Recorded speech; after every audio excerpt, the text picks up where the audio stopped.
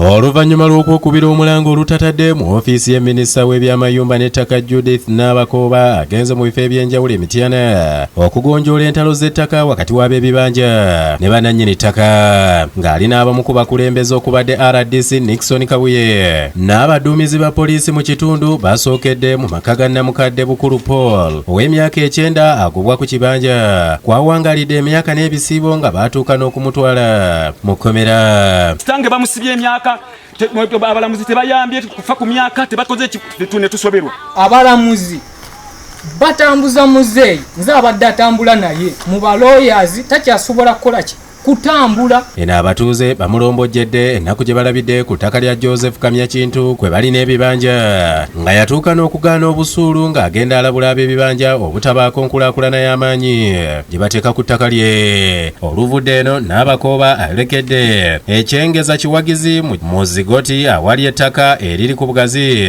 obusoba mu square mayiro nga kuliko abantu abasoba mu mutwalo mulamba kyokka nga basula ku tebuukye oluvanyuma lw'okubulwa nannyini ttaka omutuufu kyokka nga bayita bannanyini lyo baagaana busuulu ng'ab'ebibanja babakako okwegula ku bugwanana bw'ensimbi nga bwe balombojja.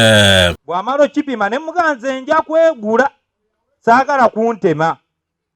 Bwe yamalanga ngamba okwegula yiike 1.7 ika yansaba obukadde 6. Tuli ku ttaka kuno naye ng'omuntu ali waali tamanyi ani. Ffenna ebbanga lyonna obusuulu tubadde tumbuwa omutaka Godfrey Spire. Balinga babijambiya basooka bakadde ekyo kigambe pulezidenti akitegeere. Omu ku beeyita nannyini mayiro eno abaddewo mu lukiiko Fred Kyegombe Mukisa Minisita amutadde ku nninga okunnyonnyola engeri gy'agula ettaka lino n'akamutema nti baali mu wabuyi oluvannyuma lw'okukolera eyali nannyini ly'omulimu. Tukkiriziganya ng'abantu bano ku mirimu gye baali baagala tubayambe tebaali na ssente ekyokutusasula baalina kutusasula mu ttaka era ne tukkiriziganya. Ono abatuuze bamulumiriza okubaliisa akakanja n'okubakako okwegula mu ttaka ng'abatasobola bamaliriza abakubye mu kkooti era bangi bawera ennemba na misango. Minisita bw'oba oyagadde okugenda ku gurawundi mu mazima ga Katonda baakitutte ddi baakitwala ennaku okukolera ennyinnyini ku nnaku z'omwezi 14 ku 15 bajja ne basala ekibanja ekyo. Naye bw'azza wano akutegeezezza nti ateesaganya nabo. Omwami ono ekinene kyatwala akatono kaawa abantu. Landiroodi okimanyi nti ab'ebibanja mu tteeka mwebali tebavangamu be tuyita bonafide ne lawful.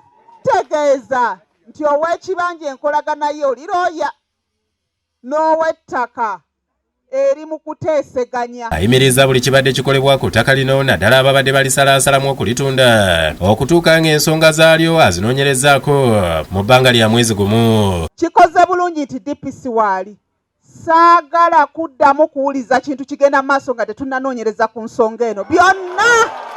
Nabakooba bw'avudde wano n'awubako olubu lw'ekigere ku kyalo Kikonge ku kibanja kya Namukadde Noel Nakibirango ow'emyaka 8 akubaganyizibwa nannyini ttaka kwe yasenga mu mwaka gwa 1978 n'okutuuka olwaleero nga nannyini ttaka lino yatuuka n'okumusendera emmere. Omukyala nannyini ttaka ngoba emmere yange yonna yagisenda ate ne yasigalawo n'agifuuyira eddagala ly'omuddo. Kaakati ate mpulira olugambo ngwayagala kujja kutuyipwiga bamulamuzi bajje batuyimiriza okulima tunaalya ki. Nabakooba ono amusuubiza okukola buli kisoboka okulaba ng'ayambibwa. Ze Ismail Nsubuga lwa Bukedde TV.